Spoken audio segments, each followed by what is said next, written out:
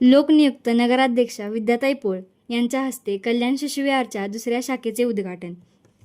पेठवडगाव येथील श्री शाहू शिक्षण प्रसारक मंडळ संचलित कल्याण शिशुविहारच्या दुसऱ्या शाखेचे उद्घाटन लोकनियुक्त नगराध्यक्षा विद्याताई पोळ यांच्या हस्ते करण्यात आले. शिवाजीनगर व रामनगर परिसरातील पालकांच्या आग्रहास्तव अक्षय तृतीयेच्या निमित्ताने लाटवडे रोड येथील श्री विजयसिंह यादव कॉलेज समोर कल्याणी शिशुविहार शाखा नंबर 2 सुरू करण्यात आली.